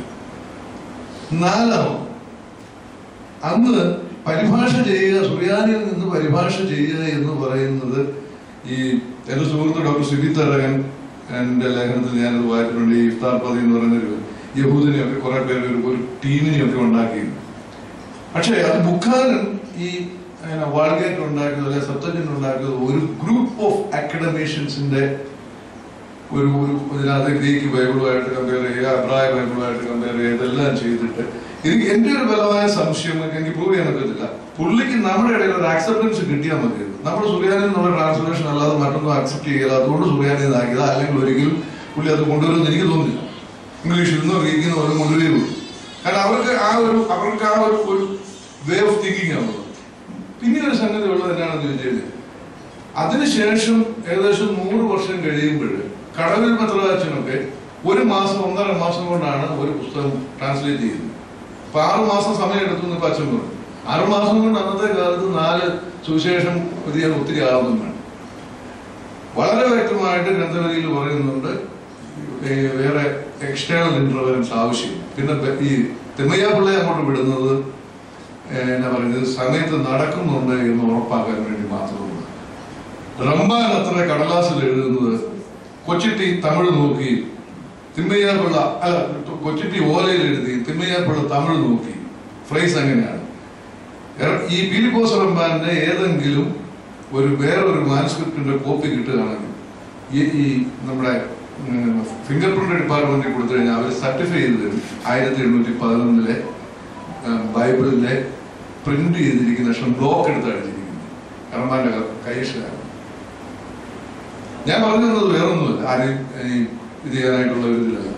നമ്മള് ഇത് ആഘോഷിക്കാൻ പോകും, നമുക്ക് തന്നെ ഇതിനെക്കുറിച്ച് ഒരു ദിശാബോധമുണ്ട്. ഇതിനേക്കാൾ ഗൗരവമായ വേറൊരു വിഷയം, ഞാൻ ലിപിയുടെ കാര്യം പറഞ്ഞു. വേറൊരു വിഷയമുണ്ട്. മലയാളത്തിലെ മലയാള ഗദ്യത്തിന് കേരളത്തിലെ മിഷണറിമാര് കൊടുത്ത, പാശ്ചാത്യ മിഷണറിമാർ എസ്പെഷ്യലി ബ്രിട്ടീഷ് മിഷണറിമാർ കൊടുത്ത സംഭാവനയെ കുറിച്ച് ഒരുപാട് സ്റ്റഡി നടത്തിയിട്ടുണ്ട്. എനിക്ക് തോന്നുന്നത് ഡോക്ടർ സാമുവൽ പച്ചനർപിള്ളയുടെ PhD തീസിസ് പോലും മിഷണറി മലയാളത്തെ കുറിച്ചായിരുന്നു. എന്നാൽ ഈ പാശ്ചാത്യ സ്വാധീനമില്ലാത്ത, മിഷണറിമാരുമായി യാതൊരു കണക്ഷനും ഇല്ലാത്ത ക്രിസ്ത്യാനികളിലൂടെ വളരെ ബ്യൂട്ടിഫുൾ ആയിട്ടുള്ള ഒരു ഗദ്യശാഖ ഡെവലപ്പ് ചെയ്തു. രണ്ട് ഉദാഹരണം പറയുന്നു. ഒന്ന്, നിരണ ഗ്രന്ഥത്തിനകത്തുള്ള ചുരുക്കത്തിൽ വിശ്വാസ കാര്യങ്ങൾ എന്നുള്ള ഭാഗം. തിയോളജി എനിക്ക് വായിക്കാൻ ഒന്നും മനസ്സിലാവില്ല. അതിനെക്കുറിച്ച് പഠിച്ച നമ്മുടെ ദിയസ്കോറോസ് തിരുമേനി പറഞ്ഞിരിക്കുന്നത് ഒരു വാക്കിനോ പുള്ളിക്കോ കോമ ഇല്ലാതെയാണ് കോംപ്ലക്സ് ആയിട്ടുള്ള ട്രിനിറ്റി, ഈ കന്യാജനം മുതലായ സംഗതികളെ കുറിച്ച് പറഞ്ഞിരിക്കുന്നത്. അത് ട്രാൻസ്ലേറ്റ് ചെയ്ത വ്യക്തി 99% ഫിലിപ്പോസ് റബ്ബാനാണ്. സാഹചര്യത്തോട് കൂടി ഡോക്യുമെന്റിൽ എവിഡൻസ് സാഹചര്യം അല്ലെങ്കിൽ ആ കാലഘട്ടത്തിൽ. രണ്ടാമത്, കൃത്യമായി ആരെന്ന് എവിടെ വെച്ച് ചെയ്തു എന്നറിയാവുന്ന മലയാളം ട്രാൻസ്ലേഷൻ 1820 കോനാട് അബ്രഹാം അൽപ്പാൻ ഒന്നാമന്റെ നമസ്കാരം. അതിനകത്തെ ഒരു ഭാഗം ഒരു 2 വാക്കുകളുടെ മാത്രം മാറ്റത്തോടെ 190 വർഷത്തിന് ശേഷം നമ്മൾ ഉപയോഗിക്കും. ഞങ്ങൾക്കുള്ള അർത്ഥം അബ്രഹാം അൽപ്പാൻ സെമിനാരി പഠിച്ചയാളാണ്. അന്ന് അദ്ദേഹം ഇത് എഴുതുന്ന 1820 വലിയ ഇന്റർകോഴ്സ് ഒന്നും ഇവരുമായിട്ട് വന്നിട്ടില്ല. ആ ഗണത്തിൽപ്പെടുത്താവുന്ന ഒരു കൃതിയാണ് ഈ 1811 അച്ചടിച്ച മലയാളം ബൈബിൾ അല്ലെങ്കിൽ മലയാളം സുവിശേഷം. കാരണം ഇതിനകത്തും ഒരു വെസ്റ്റേൺ ഇൻഫ്ലുവൻസ് ഉണ്ടായിട്ടില്ല. തെമ്മയ്യാവുള്ള തമിഴ് നോക്കി അതിൽ എന്തുമാത്രം നമ്മൾ ഉപയോഗിച്ചു എന്ന് അറിയണമെങ്കിൽ പശീത്ത ബൈബിളുമായിട്ട് കമ്പയർ ചെയ്യണം. ഇതിനെ അതും ഇവരുടെ യൂറോപ്യൻസിന്റെ ബൈബിളും പശീത്തയും തമ്മിലുള്ള വ്യത്യാസം എല്ലാവർക്കും അല്ലെങ്കിൽ തന്നെ അത് പഠിച്ചിട്ടുള്ളവർക്കറിയാം. ആ വ്യത്യാസങ്ങളിൽ എത്ര മാത്രം ഇതിൽ വന്നിട്ടുണ്ട് എന്ന് നമുക്ക് പരിശോധിക്കണം. ഇനി 1841 തർജ്ജമയ്ക്കിടെ അച്ചടിച്ചു കൊടുത്ത പുസ്തകത്തിന്റെ ഗതിയും പറയാം. ഈ പുസ്തകം അന്ന് മലങ്കര പോലീസായിരുന്ന പാലക്കുന്നത്ത് മാത്യുസ് അത്താനാസിയസ് എല്ലാ പള്ളികളും ഉപയോഗിക്കണമെന്നുള്ളത് കൽപ്പന പ്രകാരം അയച്ചു കൊടുത്തു. സാധനം ചവറ്റോട്ടയിൽ ഇട്ടിരിക്കുകയാണെന്ന് ആ കാലഘട്ടത്തിൽ തന്നെ എഴുതി വെച്ചിട്ടുണ്ട്. നമുക്ക് അതിനോടുള്ള സങ്കല്പം അങ്ങനെയാണ്. ഒരുപക്ഷെ നമ്മുടെ ചരിത്രകാരന്മാർ ഇത് ഇപ്പം പറഞ്ഞ വിജയ സമൂഹ അച്ഛൻ അടക്കമുള്ളവർ ഇതിനെക്കുറിച്ച് നെഗ്ലക്ട് ചെയ്തത് ഇത് ആ മലയാളം കഴിഞ്ഞ നൂറ്റാണ്ടിലെ മലയാളം ട്രാൻസ്ലേഷൻസിനെ കുറിച്ച് പാശ്ചാത്യത്തിൽ തമസ്കരിച്ചു. നമുക്കത് വലിയ കാര്യമൊന്നുമല്ല എന്നുള്ള ഒരു സങ്കല്പമായിരിക്കും. ഇപ്പം പറഞ്ഞ പോലെ ഒരു പ്രൊമിയോൺ സദ്ര വെച്ചതിന്റെ ആഘോഷം അതെന്തുമാത്രം ഫോൾസ് ആയിരുന്നു എന്നുള്ളത് വേറൊരു വിഷയം. പക്ഷെ അതിനുശേഷം വീണ്ടും ഒരു നൂറ്റാണ്ട് കഴിഞ്ഞിട്ട് കുർബാന തക്സ മലയാളത്തിലോട്ട് പരിഭാഷപ്പെടുത്തി അച്ചടിച്ച് വരുമല പെരുന്നാൾ വിൽക്കാൻ കൊണ്ടുപോയ അവർക്ക് കിട്ടിയ അടിയുടെ ചൂട് ഇപ്പോഴും അറിയാം. കല്ലാച്ചേരി ബാബയാണ് തല്ലിയത്. ഈ പിന്നെ പുൽക്കൂട്ട് ഇട്ടു ഭാഷകളുള്ളൂ കൊലാടി തറിയത് കത്തനാരാമട്ടാണ് അത് ട്രാൻസ്ലേറ്റ് ചെയ്തത്. അപ്പം ദൂപ്പിറ്റി ദീപൂതന്റെ ജമാച്ചന്മാരാണ് റക്സ പരിഭാഷപ്പെടുത്തുന്നതിന് തല്ലി പിടിക്കുക. നമ്മൾക്ക് മലയാള ഭാഷയിലുള്ള കൃതികളോടുള്ള നമ്മുടെ കൺസെപ്റ്റ് അത്രയേ ഉള്ളായിരുന്നു. അതുകൊണ്ട് ഇത് തമസ്കരിക്കപ്പെട്ടു പോയതിൽ ഞാൻ വലിയ അത്ഭുതമൊന്നും കാണുന്നില്ല. പിന്നെ ഒന്നാമത്തെ കാര്യം, നമുക്ക് ഇതിനകത്ത് ദിശാബോധമുണ്ടോ? ഞാൻ മുമ്പ് ചോദിച്ച് ഞാൻ ഒരിക്കൽ എഴുതിയ ഒരു പോയിന്റിലേക്ക് തന്നെ വരികയാണ്. 1990 മുമ്പുള്ള എത്ര രേഖകളിൽ ഒരു കോ ഓതറിനെ കുറിച്ച് പറയുന്നു? ലഭ്യമായ എന്റെ അറിവിൽ ലഭ്യമായ ഏറ്റവും പഴയ രേഖ എന്ന് പറയുന്നത് പുലിക്കോട്ടെ തിരുമേനിയുടെ സെമിനാരി സ്ഥാപകന്റെ ആദ്യത്തെ ശിഷ്യനും സെക്രട്ടറി ഷമാശനും ആയിരുന്ന എടവഴിക്കൽ പീലിപ്പോസ് കത്തനാണ്. അദ്ദേഹം ആണ് അദ്ദേഹത്തെ കുറിച്ചുള്ള ഏറ്റവും കളർഫുള്ളും മനോഹരവുമായ ഒരു വിവരണം. അദ്ദേഹം എത്രമാത്രം ഒരു ഡെഡിക്കേറ്റഡ് സന്യാസിയായിരുന്നു എന്ന് ചരമക്കുറിപ്പ് എഴുതിയ അദ്ദേഹം 1842 എഴുതിയ ഒരു അന്ത്യോക്യ പാത്രീസിന് അയച്ച ഒരു കത്തിൽ ഇത് വ്യക്തമായും ഫിലിപ്പോസ് റമ്പാനാണ് എന്ന് പറയുന്നു. വേറെ ആരുടെയും പേര് പറയുന്നില്ല. ഈ കത്ത് റെഫർ ചെയ്ത് യാക്കോബ് ദിദിയൻ പാത്രീസ് അറബിയിൽ ഒരു പുസ്തകം എഴുതി, ഇംഗ്ലീഷ് ട്രാൻസ്ലേഷൻ, മലയാളം ട്രാൻസ്ലേഷൻ വന്നിട്ടുണ്ട്. അങ്ങനെ തെക്കനും വടക്കുന്നുമല്ല പാത്രീസ്. ഈ ഇദ്ദേഹം ഫിലിപ്പോസ് കത്തനാർ ഇടവഴിക്കൽ ഫിലിപ്പോസ് കോട്ടയംകാരനാണ്, കാനായക്കാരനാണ്. അങ്ങനെ ഒരു വിഭാഗീയതയോടുകൂടിയാണ് ആദ്യം അവർ ചെയ്തെന്ന് ഞാൻ വിശ്വസിക്കുന്നത്. മൂന്നാമതൊരു കാര്യം മുമ്പേ ഞാൻ പറഞ്ഞ പോലെ നമ്മുടെ ഓൺ ചരിത്രത്തിലെ എന്തിന് ബ്ലാക്ക് ഔട്ട് ചെയ്യും? നമുക്ക് പല കാര്യങ്ങളും ബുക്കാനം വന്നു കഴിയുമ്പോൾ വളരെ ആൻസൈറ്റി ആയിട്ട് നമ്മൾ അങ്ങോട്ട് കൂടെ റെഡി ആയിട്ട് നിൽക്കുകയെന്നുള്ള രീതിയിൽ ബുക്കാൻ എഴുതി വെച്ചിരിക്കുന്നു. പക്ഷെ അതിന് അങ്ങനെയല്ല, മറിച്ചൊരു വശം ഉണ്ടായിരുന്നെന്നും എഗ്രിമെന്റുമായിട്ട് വന്നപ്പം അത് എഗ്രിമെന്റ് എഴുതി തരാൻ പറ്റുകയെന്ന് വലിയ മാതിരി ഞാൻ പറഞ്ഞു എന്നും ഇതിന്റെ അടിസ്ഥാനത്തിൽ നമുക്ക് ആർഗ്യൂ ചെയ്തു. പക്ഷെ കഴിഞ്ഞ 11 വർഷം കൊണ്ട് ആ സാധനത്തിന്റെ ബ്ലാക്ക് ഔട്ട് ചെയ്തു, ക്ലീൻ ബ്ലാക്ക് ഔട്ട്. ആരെങ്കിലും ഇന്ന് അതിനെ കുറിച്ച് മൈൻഡ് ചെയ്യുന്നുണ്ടോ? ഇതിന് ഉത്തരവാദികളാണ്. ഞാൻ പറയുന്നത് സംഘടിതമായ ശ്രമം. ഇപ്പോഴ് ഒരു കാര്യത്തില് പുലിക്കോടിൽ ഇട്ടൂപ്പുറമ്പാൻ എന്ന ഈ സെമിനാരി സ്ഥാപകൻ മാർ ദിവന്യാസ് ജോസിനെ മാറ്റി നിർത്താൻ പറ്റുന്നത് മലങ്കര സഭയുടെ ഏറ്റവും വലിയ അത്യാവശ്യം, അതായത് പോർട്ടുഗീസുകാർ വരുന്ന കാലം തുടങ്ങിയുള്ള ഏറ്റവും ഗുരുതരമായ അത്യാവശ്യം നടപ്പിലാക്കിയ അദ്ദേഹം യൂണിഫിക്കേഷൻ ഓഫ് ലിറ്ററേച്ചർ. ആ യൂണിഫിക്കേഷനുള്ള ലിറ്ററേച്ചറിക്കുള്ള ഒരു മാർഗം മാത്രമായിരുന്നു ഈ പഠിത്തങ്ങൾ. ഒരു സെൻട്രൽ എന്നാ പറയുന്നത്, ഒരു തിയോളജിക്കൽ അക്കാഡമി, സെൻട്രലൈസ്ഡ് എഡ്യൂക്കേഷൻ. ഒരു അതിനുള്ള എന്റെ നോട്ടത്തിൽ ഇതൊരു ടൂള് മാത്രം. സെമിനാരി അല്ല മുഖ്യ course unification of literature. Kannad വടിയോലയുടെ 3 ഭാഗങ്ങളിൽ കണ്ണാട് വടിയോലയുടെ പുറമത്തെ സൂത്രധാരകർ ഇവർ രണ്ടുപേരുമാണെന്നുള്ളത് നോടാവും. 3 സംഗതികൾ. ഒന്ന്, തെക്കും വടക്കം പഠിത്ത വീട് സ്ഥാപിക്കുക, വെസ്റ്റ് സിറിയൻ ക്രമങ്ങൾ മാത്രം ഉപയോഗിക്കുക. 2, മൂന്നാമത് ആണ്ടുദക്ഷ പകർത്തി എഴുതി എല്ലായിടത്തും പ്രചരിപ്പിക്കുക. ഇത് യൂണിഫിക്കേഷനുള്ള 3 മാർഗങ്ങളൊന്നാണ്. അതിനപ്പുറം ആ കാലഘട്ടത്തിൽ നടന്ന എല്ലാ സംഗതികളും അദ്ദേഹമാണ് ചെയ്തെന്ന് പറഞ്ഞാൽ അദ്ദേഹത്തിനെ വെറും ഒരു അവസരവാദിയാണെന്ന് നമ്മൾ ചരിത്രപരമായിട്ട് വിളിക്കേണ്ടി വരും. അദ്ദേഹം ആരുടെ അടുത്ത് മേൽപ്പെട്ട സ്ഥാനം മേടിക്കാൻ പോയില്ല.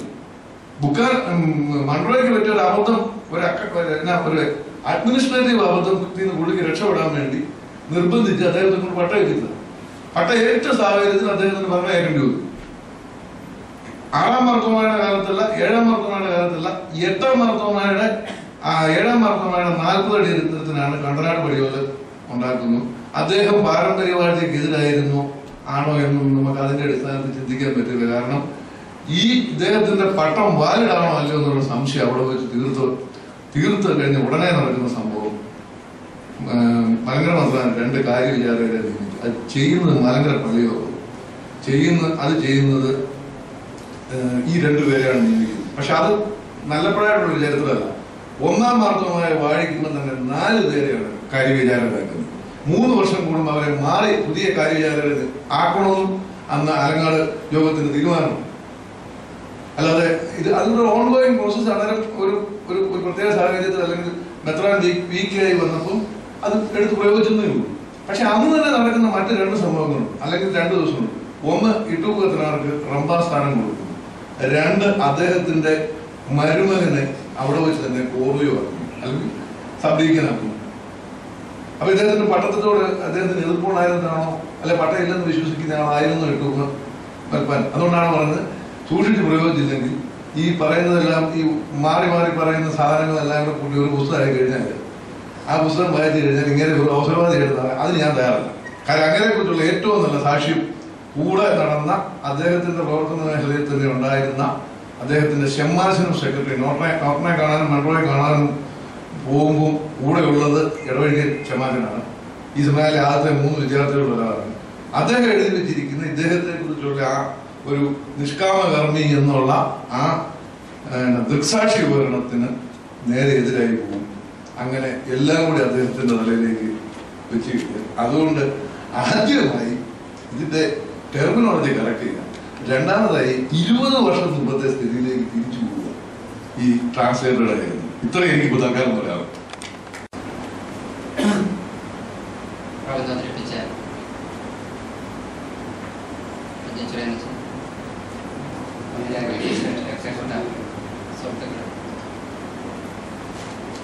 അച്ഛൻ്റെ പ്രബന്ധം കേൾക്കുകയുണ്ടായി.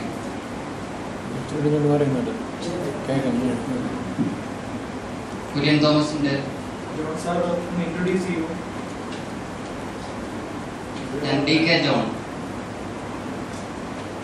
അടൂർ കോളേജിന്റെ പ്രിൻസിപ്പലായി റിട്ടയർ ചെയ്തു. കേരള സർവകലാശാല സിൻഡിക്കേറ്റ് അംഗമായിരുന്നു. ഇപ്പോൾ ഒരു രാഷ്ട്രീയ പാർട്ടിയുടെ സംസ്ഥാന സെക്രട്ടറി, കേരള കോൺഗ്രസ് എം സംസ്ഥാന ജനറൽ സെക്രട്ടറി ആയിട്ട് പ്രവർത്തിക്കുന്നു. സഭയുടെ കൈത്താങ്ങൽ കഴിഞ്ഞ കാലഘട്ടങ്ങളിൽ ലഭിച്ചതുകൊണ്ട് പത്തനംതിട്ടയിൽ സ്ഥാനാർത്ഥിയായി മത്സരിക്കുവാൻ സാധിച്ചെങ്കിലും നിസ്സാര വോട്ടിനട തോറ്റു.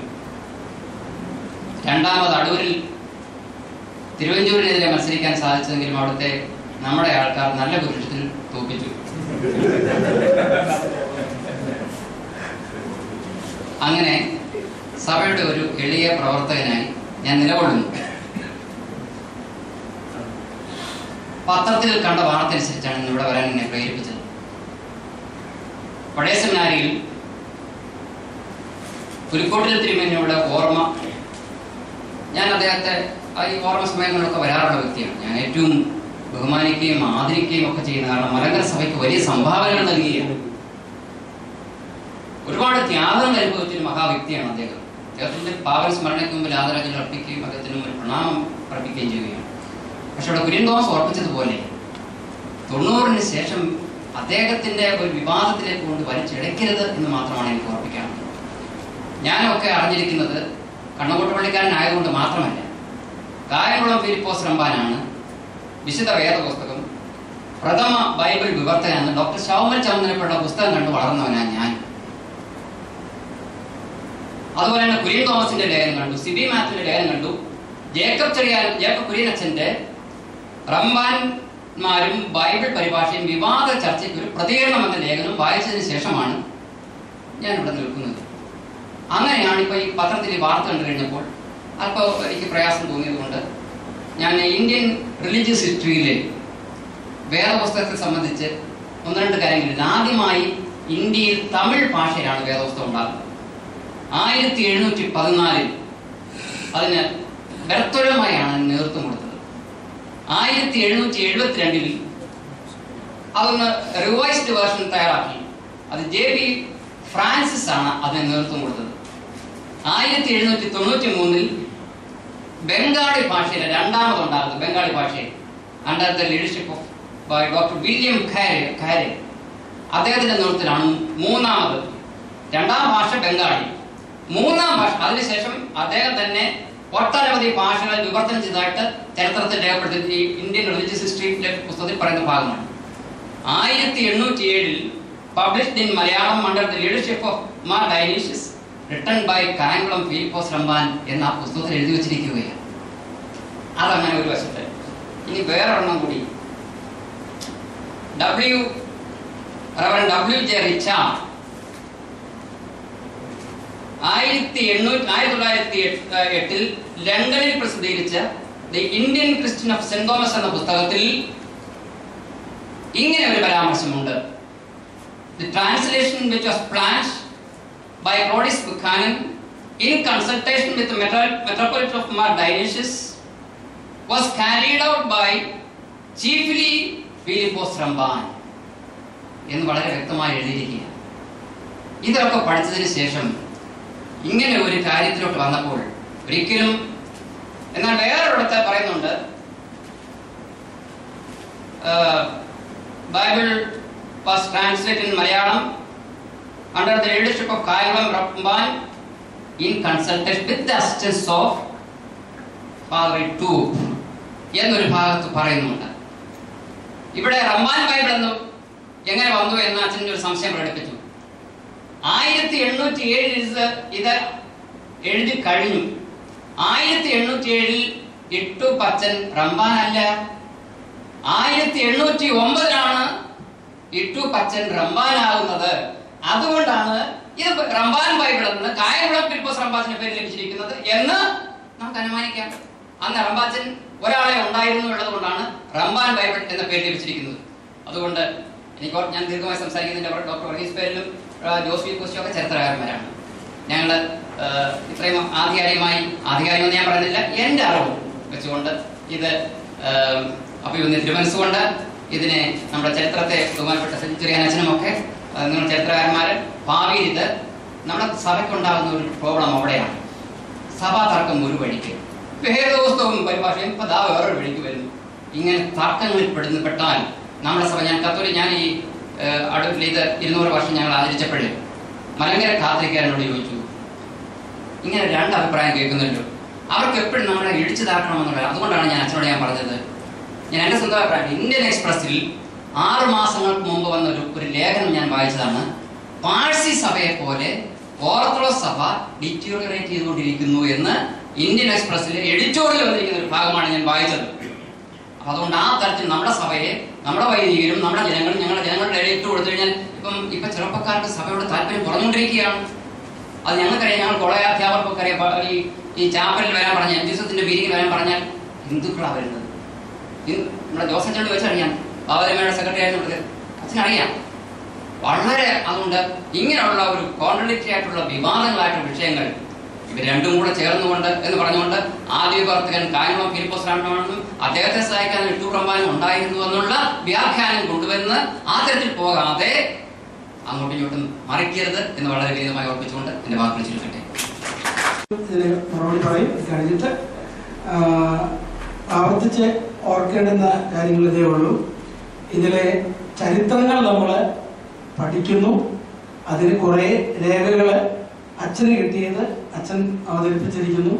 ബഹുമാനപ്പെട്ട ജീവനച്ഛന് കിട്ടിയത് അച്ഛൻ അവതരിപ്പിച്ചിരിക്കുന്നു. ഒരു കാര്യം എൻ്റെ ഒരു ഒബ്സർവേഷൻ ഉള്ളത്, അവരാരും ഇത് ഏകപക്ഷീയമായിട്ട് കണ്ടിട്ടില്ല. പുലിക്കോട്ടിൽ റമ്പാച്ചൻ അല്ലെങ്കിൽ പുലിക്കോട്ടിൽ ഇട്ടു പച്ചൻ മാത്രമാണ് ചെയ്തതെന്ന് ഒരിടത്തും എഴുതിയിട്ടില്ല. കായംകുളം ഫിലിപ്പോസ് റമ്പാച്ചനെ ഇതിൽ നിന്ന് അടർത്തി മാറ്റി നിർത്താൻ ആരും ശ്രമിച്ചിട്ടില്ല. അങ്ങനെ ഒരു തെറ്റിദ്ധാരണ ഒരിക്കലും ഉണ്ടാകരുത്. അതിന്റെ മുഖ്യ ശില്പി കായംകുളം റമ്പാച്ചനാണെന്ന് എല്ലാവരും മനസ്സിലാക്കിയിരിക്കുന്നത്. എന്നാൽ ചരിത്രത്തിൽ ഇതൊരു ടീം വർക്കായിരുന്നു എന്നൂടെ കാണുന്നു. ഞാനൊരു ഒബ്സർവേഷൻ നടത്തിയത്, ഈ പറഞ്ഞ BC 3-ാം നൂറ്റാണ്ടിൽ 72 പേര് ഇരുന്നാണ് ഈ കർമ്മം നിർവഹിച്ചത്. അതുകൊണ്ട് ഒരാൾ മാത്രമേ അന്ന് സുറിയാനി അറിയുന്ന ഒരാൾക്കല്ല ഉള്ളൂ. പലയിടത്തും സുറിയാനി അറിയുന്നവരും ആ സുറിയാനി അറിയാവുന്നവർക്ക് മലയാളം അറിയായിരുന്നു. 1811 വേദപുസ്തകം അച്ചടിക്കുന്ന കാര്യം ഇവിടെ മലയാളത്തിൽ ആരും വേദപുസ്തകം വായിച്ചില്ല എന്നും അർത്ഥമില്ല. അത് ഡോക്ടർ ക്ലിൻ തോമസ് പറഞ്ഞ കാര്യം മുദ്രണം ചെയ്തത് 1811 ഉള്ളൂ. അപ്പോൾ അതിനു മുമ്പ് പലയിടത്തും തർജ്ജമകൾ നടന്നിട്ടുണ്ട്. അതില് വിവാദത്തിന്റെ ഒന്നും ആവശ്യമില്ല. എല്ലാ ബഹുമാനത്തോടും കൂടെ കുറച്ചുകൂടെ ക്ലിയർ ആയിട്ട് പറയാം. 1811 റവറൻ ക്ലോഡിയസ് ബുക്കാരൻ അവിടെ കൊണ്ടുപോയി ബോംബെ കൊണ്ടുപോയി അച്ചടിപ്പിച്ച ബൈബിൾ ആരാണ് ട്രാൻസ്ലേറ്റ് ചെയ്തത്? ഇത് വളരെ സ്പെസിഫിക് ആയിട്ട് പറയാം. ഞാനിപ്പോ വീണ്ടും ആവർത്തിക്കുന്നു, അതിനു മുമ്പ് ആരും ട്രാൻസ്ലേറ്റ് ചെയ്തിട്ടില്ലെന്നോ ഉപയോഗിച്ചിട്ടില്ലെന്നോ ഒന്നും നമുക്ക് പറയാൻ പറ്റത്തില്ല. ഈ പറയുന്ന പോലെ ആരെങ്കിലും ഗർഷൂരി പഠിച്ച് നന്നായിട്ട് ഇവിടെ തന്നെയുള്ള ഗർഷൂരിയിലുള്ള ഡോക്യുമെന്റ് പരിശോധിച്ചാൽ ഇതിൽ എന്തെല്ലാം സാധനങ്ങൾ മലയാളത്തിലോട്ട് ചെയ്തിട്ടുണ്ടെന്ന് അറിയാൻ പറ്റില്ല. നേരത്തെ ഞാൻ എവിടെയോ വായിച്ചിട്ടില്ല, ഈ അച്ഛന്മാർക്ക് ഒരു അഭ്യാസം ഉണ്ടായിരുന്നു പഴയ കാലത്ത്, വലിയ സുറിയാനി കൊണ്ടവരാണെന്ന് കാണിക്കാനായിട്ട് ഈ മലയാളത്തിലോട്ട് ട്രാൻസ്ലേറ്റ് ചെയ്ത് സുറിയാനി അക്ഷരത്തിൽ എഴുതി വരും. അന്നേരം അത് നോക്കി വയ്ക്കുക, എന്തൊരു പഠിക്കണ ഉടനുടൻ ട്രാൻസ്ലേഷൻ ആണ്. ആ പരിപാടി അന്ന് ചെയ്തിട്ടുണ്ടായിരുന്നു, ഇല്ലെന്ന് ഞാൻ പറയുന്നില്ല. അല്ല, തീർച്ചയായിട്ടും ഈ ചർച്ചകൾ നമുക്ക് ഇനിയും തുടരാം. 811 അദ്ദേഹത്തിന്റെ ഇവിടെ അതിന്റെ കോപ്പിയുണ്ട്. അദ്ദേഹത്തിന്റെ ഇതാണെങ്കിൽ ആ ഹാൻഡ് റൈറ്റിംഗ് ഇവിടെ ഉണ്ട്. കല്ലച്ചിൽ അടിച്ചതായിരിക്കണം. തീർച്ചയായിട്ടും അത് ആരെങ്കിലും ഒരാൾക്ക് അത് അച്ചുണ്ടാക്കാൻ ഒക്കുള്ളൂ, പലരും ചേർന്ന് അച്ചുണ്ടാക്കുകയില്ല. അത് തീർച്ചയായിട്ടും കായംകുളം റമ്പാച്ചന്റെ ആകാം. അത് ഡോക്ടർ ക്ലിൻ തോമസും പറഞ്ഞത് അത് നിഗമനമേ ഉള്ളൂ. ഞാൻ ഒരിക്കലും വേറെ ആരും പറയുന്നില്ല അത് പുലിക്കോട്ടിൽ അച്ഛനെ കല്ലച്ചുണ്ടാക്കി അല്ലെങ്കിൽ വേറെ അച്ഛനെ ഒന്നും ആരും പറയുന്നില്ല. അത് റമ്പാച്ചൻ ഉണ്ടാക്കിയതായിരിക്കാം. യാതൊരു സംശയവും ഉണ്ടാക്കിയതല്ലേ പറഞ്ഞത്. കടലാസിൽ എഴുതുന്നത് റംബാനത്ര, തമിഴ് ഓലയിൽ തമിഴ് കൊച്ചിയിൽ നോക്കി തിമ്മയ്യാറുള്ള ഓലയിലാണ് എഴുതുന്നത്. കടലാസിൽ എഴുതിയ സാധനം പബ്ലിഷ് ചെയ്ത് ഈ കല്ലത്തെന്ന് പറഞ്ഞു കഴിഞ്ഞാൽ ബ്ലോക്ക്, ഫോട്ടോയുടെ ബ്ലോക്ക് എടുക്കും, ഡയറക്റ്റ് ബ്ലോക്ക് എടുക്കും. അവിടെ കൊണ്ടുപോയിട്ട് മാല എഴുതാനൊന്നും കൊടുക്കുന്നവരാരും ഞാൻ എടുത്ത് കാണിച്ച പുസ്തകം മാറിപ്പോയി. അത് അതിന്റെ ഫോട്ടോ ഉണ്ട്. ഞാൻ പറഞ്ഞത് നമുക്ക് പഠനങ്ങൾ തുടരണം. ഇത് അല്ലാതെ ഇതിനകത്ത് യാതൊരു വ്യക്തി താല്പര്യങ്ങളും ഇല്ല,